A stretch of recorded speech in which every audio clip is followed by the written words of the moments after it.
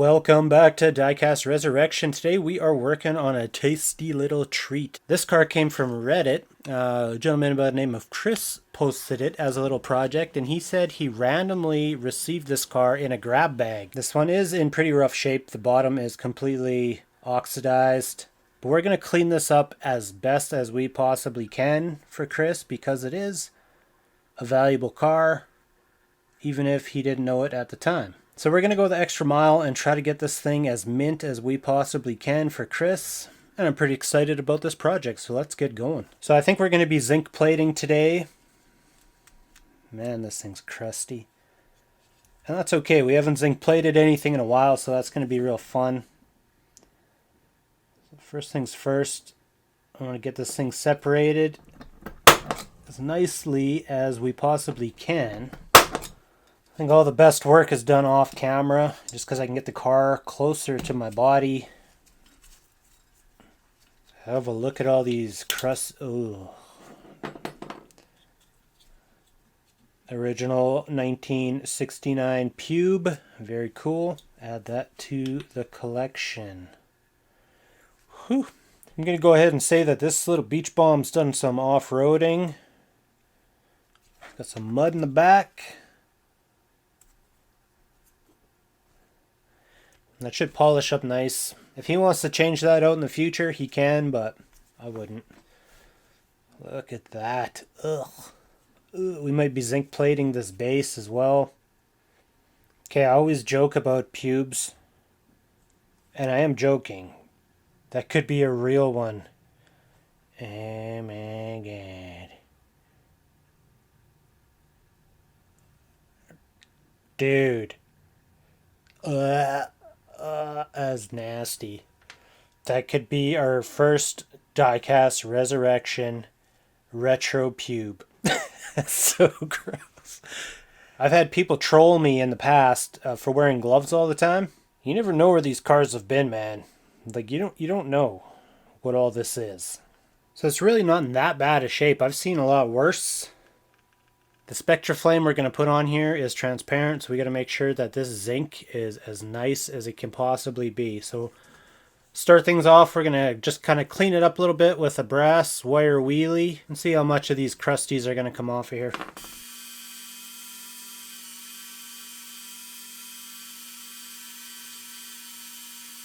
Just to go the extra mile, I'm going to do what I normally do with bases. I'm going to put a little bit of this metal glow on here. And we're not really polishing it at this point. We're going to do a thorough cleaning using the kind of abrasive properties of this polish to just clean up the oxidation that's on the outside of this. We're going to have to come back and degrease this body completely before we get into the zinc plater. Any of this wax that we have on here is going to mess up that whole process.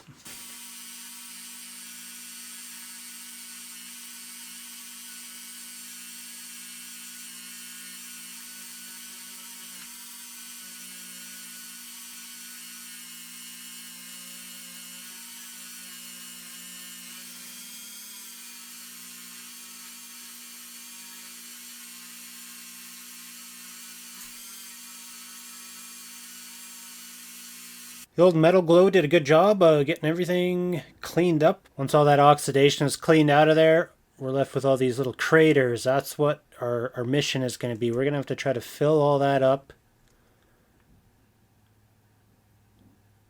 Front looks okay. This side isn't bad at all.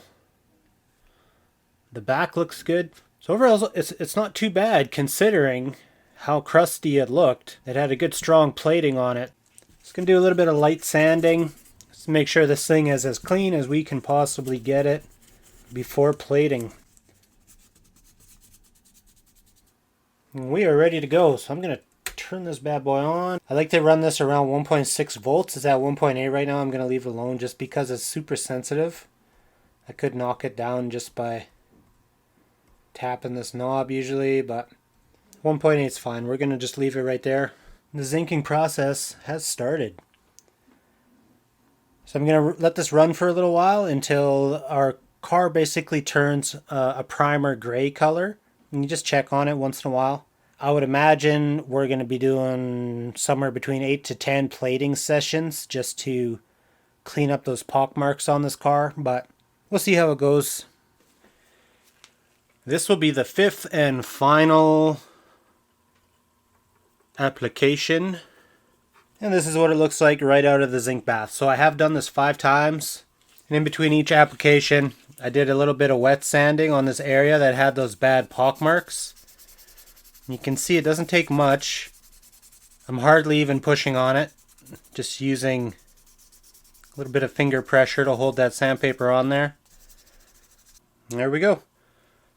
So this should be pretty mint once we get everything polished. Look at some old footage of how bad these pock marks were. I like the way this turned out. I'm going to get all this stuff out of the way, and then we can move on to polishing.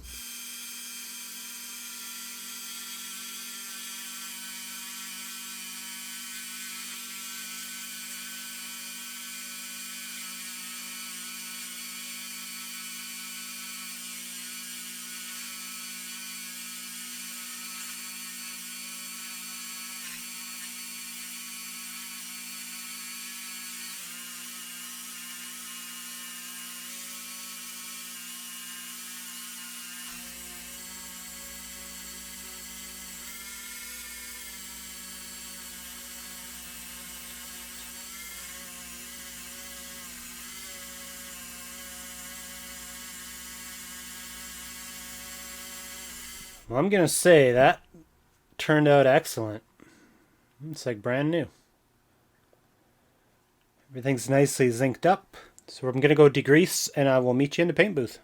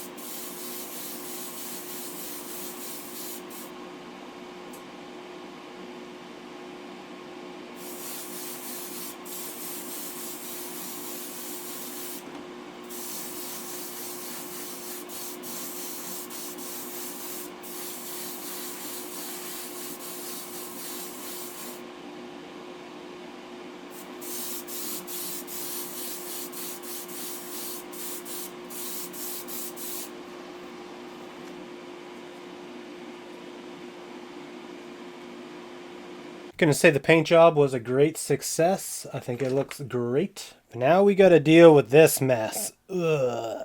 I don't know if I've seen a base so bad. So we're gonna start with the usual little metal glow. Removes tarnish and oxidation.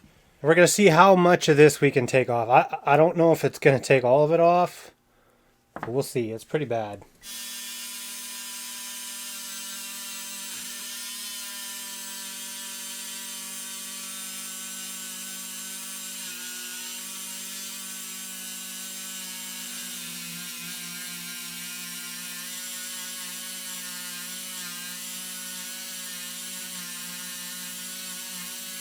I spent about 10 minutes on this, and it's not quite good enough. We're going to need something a little bit stronger.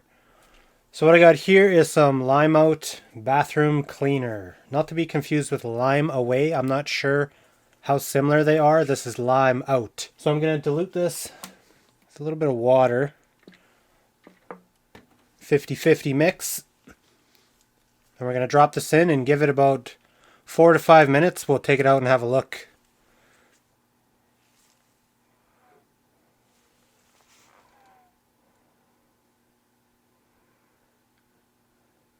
Yes. Eat up all that oxidation. Num num num num num. So that has been about 4 to 5 minutes, somewhere in there. We're going to take this out. And we're going to have a look at it. Just going to hit this with my wire wheelie quick to see how quick it's going to polish up now.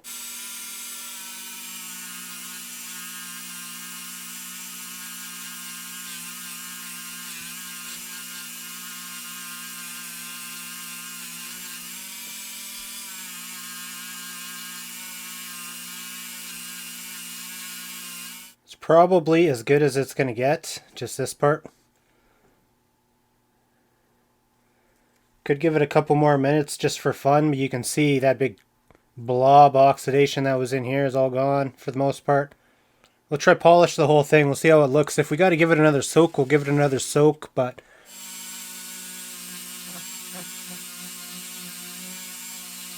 that is as clean as I could possibly get it. There is zero oxidation left. All you see left is damage from said oxidation.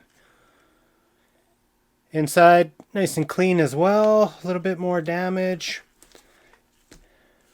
That's a heck of a lot better than what we started with, for sure. You can actually read the words now. Volkswagen Beach Bomb, 1969 Mattel.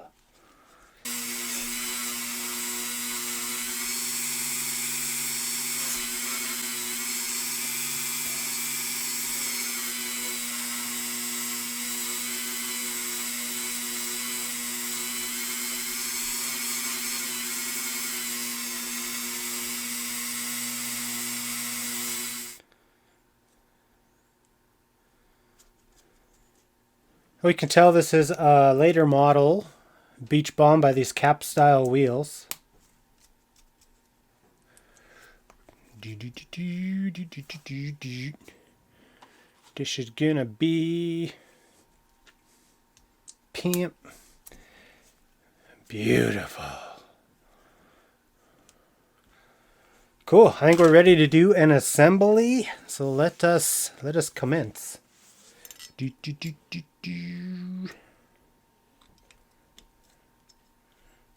that in there nicely. It's too bad that glass is cracked. I don't know, maybe Buddy will really love this thing and buy a replacement for it. I don't know. You can see how careful I had to be drilling these holes. Those posts are absolutely teeny. Absolutely teeny.